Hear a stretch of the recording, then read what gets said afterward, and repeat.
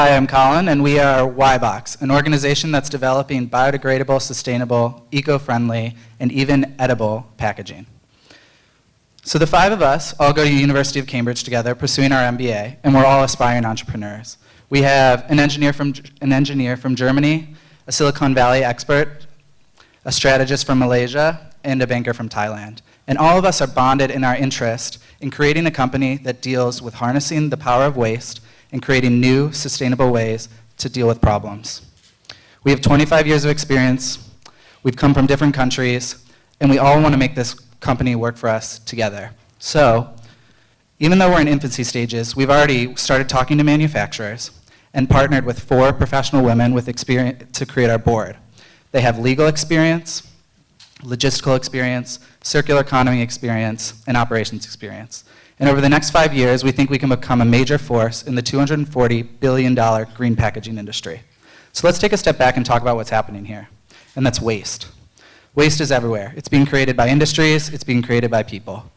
And as the population of the world increases, and as personalizations of our products increases, and as more and more people start ordering from Lazada or Amazon, we have more and more waste in the world. And the reality is Amazon, 25% of their carbon footprint is coming from that cardboard they're using and that waste. And even though you could say that's recyclable, we have recyclable products already. The fact is, only less than the majority of people are recycling those products. We're creating waste everywhere. We even have an island in the middle of the Pacific Ocean that's as large as Europe, and it's just waste. So, as I've been talking about, we have all these factors creating more and more waste, developing a bigger problem, and it's expensive. But then we also have governments trying to cut down on waste, and we have industries trying to eliminate waste altogether. So we have a problem, and we have people wanting a solution. And we believe that we have that solution, and that's YBox. So how did we come up with this? Well, we started looking at industries, and we looked at people. What's happening here? Industries are creating waste, people are creating waste, but the industries have waste sometimes that can be useful, and that's happening with the beer production industry. And then we feel that we can take a lot of what they have, specifically brewerage yeast, and turn it into valuable packaging. We can make it affordable, durable, sustainable, and eco-friendly. But above all, our new packaging that we're designing eliminates consumer concern. It deals with itself. Please explain what market are you operating? When you show this information, there's no source. You said 80% of who are talking, who are having problem, brewery, where, in which market. I don't even understand yet which country is your venture will be operating in and how, what's the ecosystem will you be operating in? I have no idea. Please explain. Yeah, absolutely. So we are moving on to the market. I'm going to be telling you a bit about where YBox will be competing. So we are firmly located within the green packaging industries, particularly in the United States. So we've been seeing a few interesting trends in the past few years regarding green packaging. Green packaging is very exciting for consumers. They can touch it, they can see it, and we've seen that 55% of consumers are willing to pay a 15% premium for this green packaging. So just to give you a bit of size of the market. How are these related to your business? So, I'm sorry. Yeah, so, sure. You said you are going to be a venture operate in US, correct? That's so correct. basically you will be competing in the packaging market in the US, correct? Yes, that's correct. We'll be a biodegradable packaging company within the United States. We'll be located in Chicago initially. Okay, and your supplier of the beer, the waste from beer production process will be the brewery in US, correct? Yeah, that's correct. We'll be sourcing our raw materials from breweries in the Chicago area, repurposing it into a green packaging solution that's biodegradable and safe for animal consumption. When you say beer brewery, are we talking about a big firm or are we talking about like some small guys? We are actually exploring both. We're in the exploration phase at the moment. We're still developing our product, and we're still working with different types of brewer's waste. Have you talked with any major beer producers? Because to my knowledge, at least in Thailand, all the major beer producers have a very efficient way to manage their waste, and they never, let the waste produced from beer become a waste. So they do something with it. Sure. So we've talked to AB InBev, and they don't have a solution that's similar to this at all, that their waste becomes something valuable. And we've also talked to a few major craft breweries So in the US. ABMF, what are they doing with their waste at the moment? So the majority of the waste is just basically thrown away. Wow, okay. Yep, so 65% is thrown away. ABMF throwing away all the waste from the beer, really? As we stated earlier, there's only 35% utilization within the waste in the United States at the moment. You don't think there's a huge operation in the U.S. already where they're using brewery waste for for fertilizers? Exactly. It's a huge business. That is the main part of those 35% is going into fertilizers and livestock feed. However, the raw material, the waste material from the breweries is low in nutritional value, and therefore it's not a really valuable product. So the 35% is already considering a saturated market within the United States. The rest is being disposed.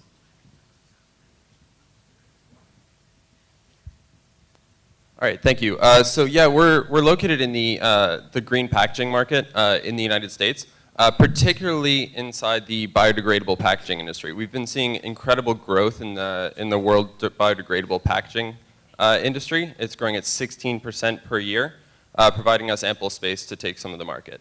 Okay, so great. The market's really large. We have some opportunity, but what does that mean for us? How can we actually enter this market and take advantage of some of this momentum? So we've developed a strategy to enter the market. We're still in the prototyping phase. We're developing technology, which we will then patent and distribute.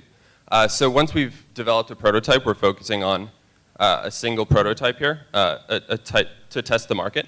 We'll release it into the Chicago area, test the market, see how it reacts, moving on to dealing with our partners, both on the brewery and the distributor side. So once we have some partners on the distribution side, we can actually work with them to develop more packaging that can fill other needs of theirs. So at the moment, you've not actually manufactured or built a viable packaging product made out of brewer's yeast. You're hopeful to do it? Yeah, so we've seen some proof of concepts. Yeast is a similar material to cornstarch, for example, and it can actually be used in a very similar way to produce this biodegradable material. And we're currently working with a couple partners in Cambridge. We're working at MakeSpace and dealing with some people at the engineering department at the University of Cambridge.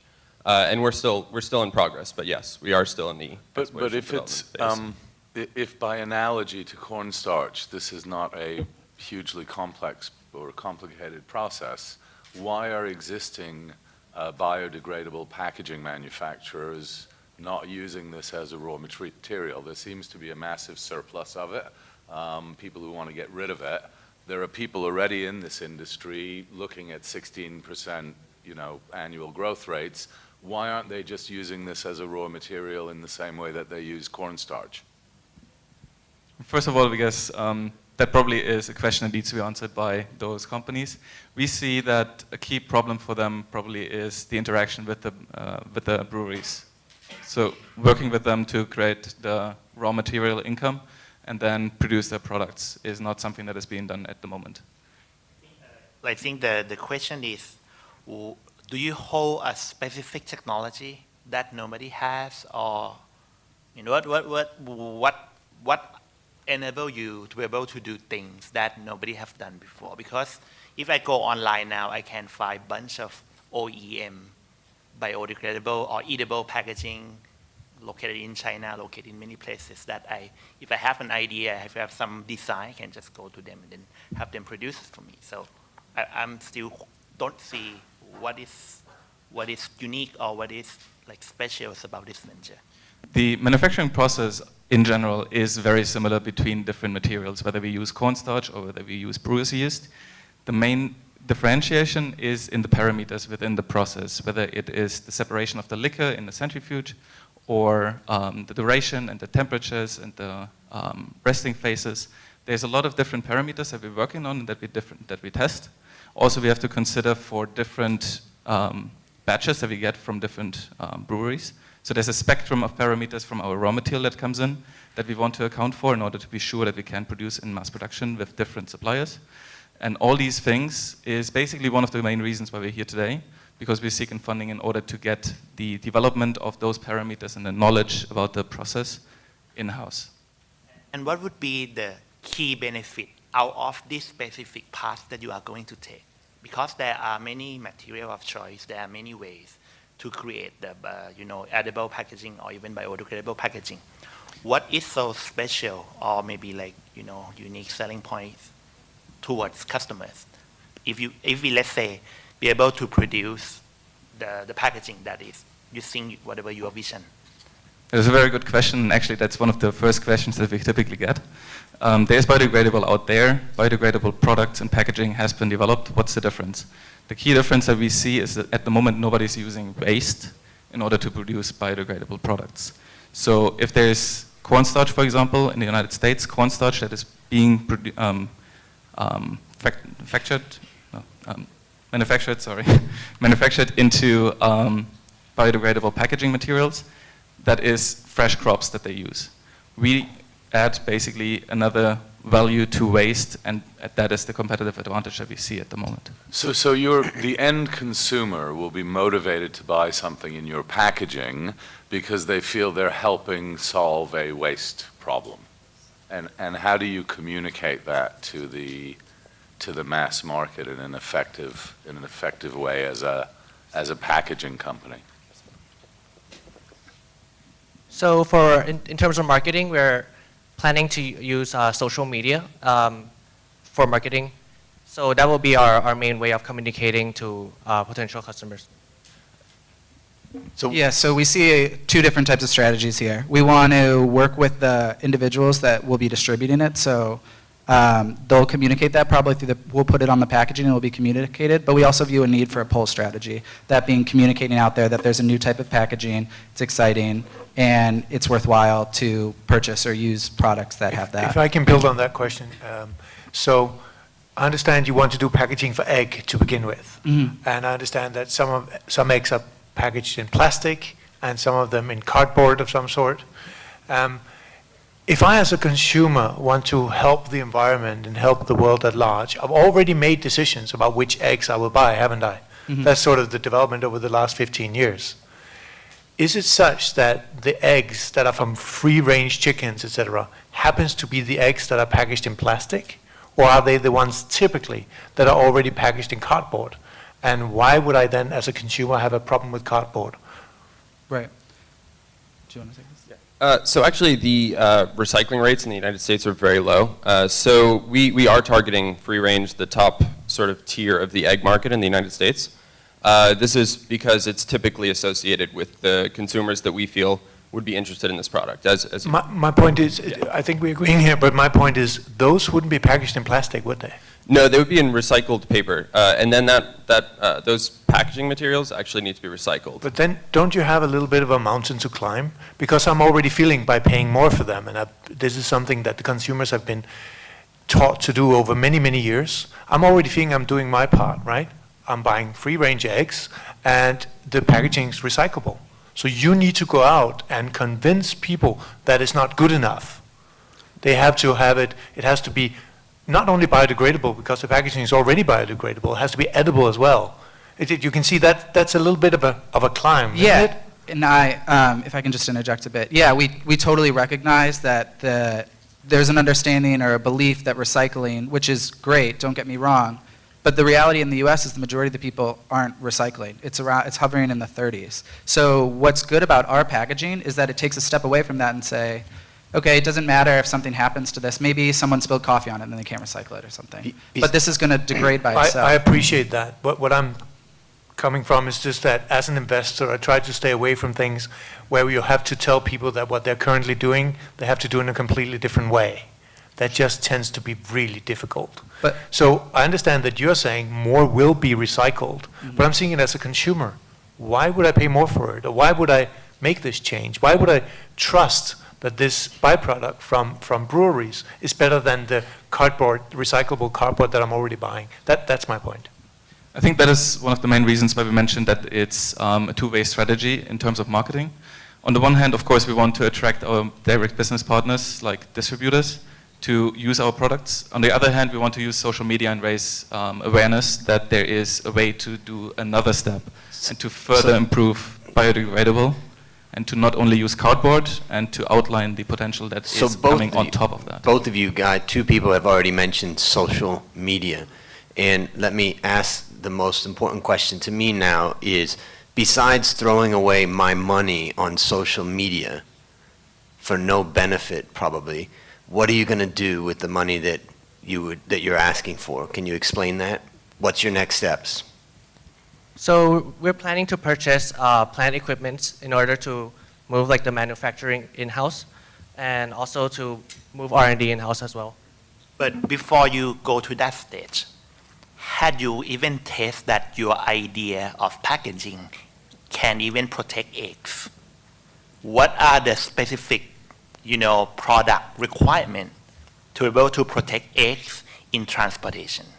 What is the humidity tolerance? I mean, what scares me as a, marketer is when you try to compete in a market where specifications matters, but I don't see any technical specification. So as part of our product development stage, that's what we're trying to achieve. The standards that's required by the industry, the specifications to the key on what the durability is, the heat resistant, the moisture resistant, whatever it is that egg needs to be protected. That's where we're having the challenge in front of us, and that's where we're going to do the prototyping stage up front with our partners in Cambridge. So at this point, you still have no confirmation that a biodegradable packaging that is being made from waste of beer can protect eggs or not, right?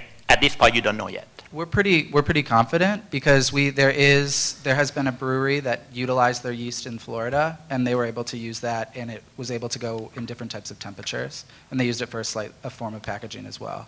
And that's not mass produced by any means, but they've used it for their own in Florida, and so we're pretty confident we can take this to the level that we need it to. Fortunately, you have to make us confident.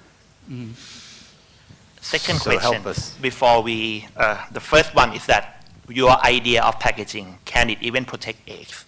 Second, would egg producer even care? Because they are the one who actually pay for packaging. They will be your customers. So have you talked to them? Do they even care that they even barter to, promote another type of, raw materials?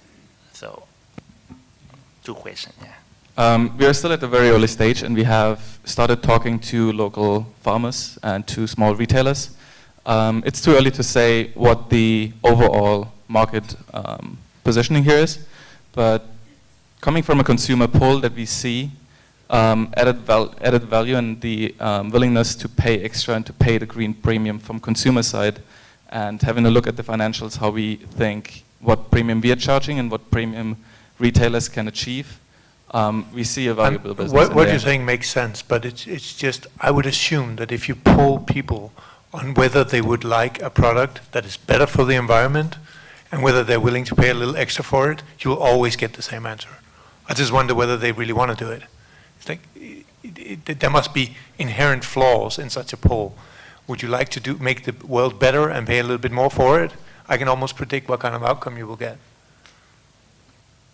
Has your company become more valuable since you arrived in Bangkok? Do you know why I'm asking that question? Has it become more valuable? Yeah, because if I decide to invest in you today, can I invest $250,000 and get 30% and a seat on your board? Yeah, Or do I invest $500,000, get the same 30% and don't get a seat on the board? Who's the banker and the baker? Me. So I wanted to clarify, when we came to Bangkok, we revised our business plan, so we did more research and we found out that the cost of the equipment is actually more expensive than we initially thought. I missed the revised version. Sorry. Then just one other question. In your introductory slide, one of you was identified as the Silicon Valley hipster. Who's that? That's me. I would have called on you. Since you're 1/3 my age, I get biodegradable. Explain to an old man the attraction of eating the container something comes in. Yeah, so when we say edible, we are saying it's more edible toward animal life, for example, sea life, sort of targeting at the sea waste sort of island that's in the middle of the ocean. For your customers that live by the sea. We don't intend for anyone to eat our packaging. Yeah, I'm just saying,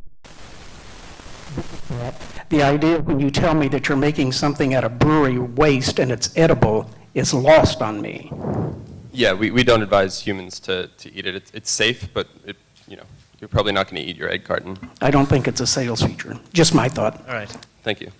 Based on your financial projection, how many customers do you need? How many egg producers will you need to hit this number? So we need, at least in the first year, to make at least 600,000 cartons. No, my question is, how many customers do you need? At least 2. 2 customers. And had you identified these 2? You only need 2 customers, right? Had you identified these 2, doesn't seem to be a hard job to identify them. Yeah, we were looking at Chicago-based distributors of eggs and sort of fresh products. Yeah, we identified a couple in the Chicago area that used to be on our sites. And they were What I meant is, have you talked with them? I mean, do you get their name card? Do you know their nickname? I mean, do you know, like, how do you get into conversation with them? So what we did was we looked online and we tried to find egg farms that focus on sustainability. And what we did was we sent them emails, whether to ask them what kind of packaging they're using right now, and also if they're interested in using a more sustainable packaging. That's what we did. You so only far. need 2 customers. So from whenever you start to conceive the idea of this venture until today, what prevents you to actually go meet with 2 customers?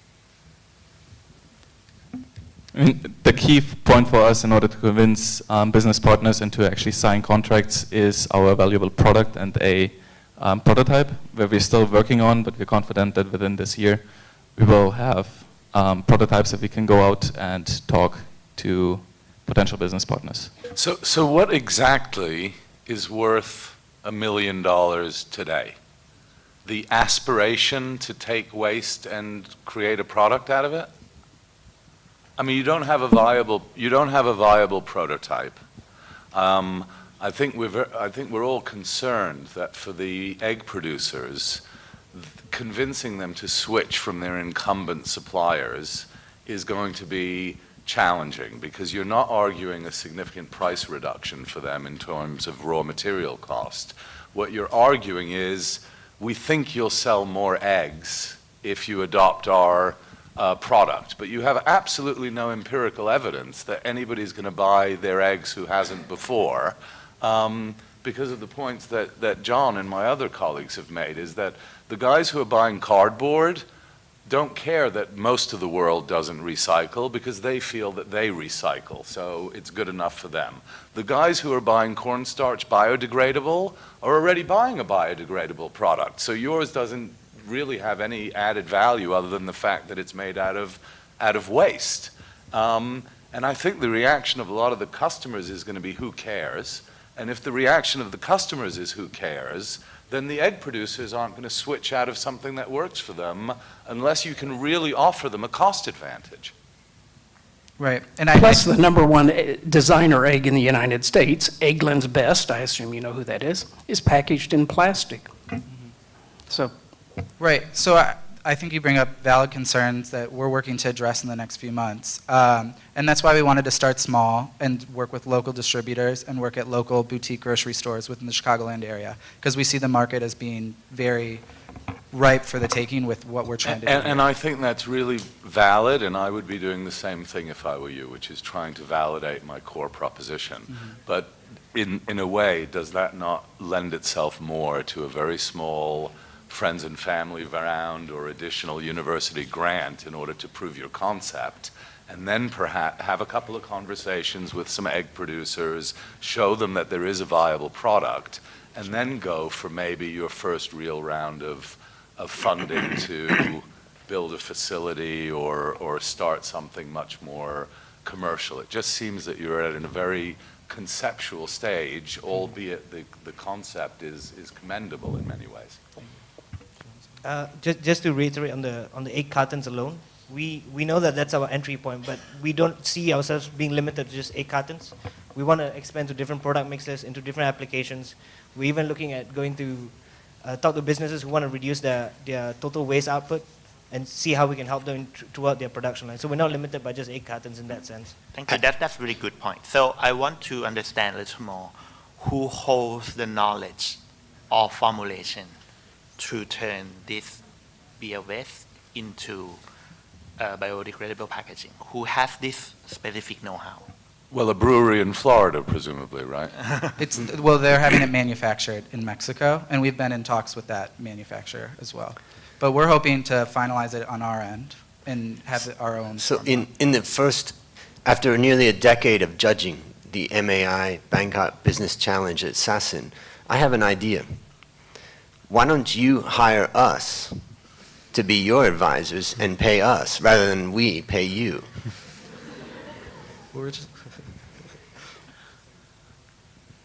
The answer should be okay. We would be very grateful for your advice and your guidance. You and won't that's be why we're grateful here. for our price. But we're university students. We've got some student loans to work through. But thank you. Where are they making this in Mexico? You mentioned that this technology is being made there. Where? Which brewery? Like Modelo? We're not sure about the name of the city. Give me the brewery. I don't expect It's you to called pronounce it. Inteliquia. It's called what? Inteliquia.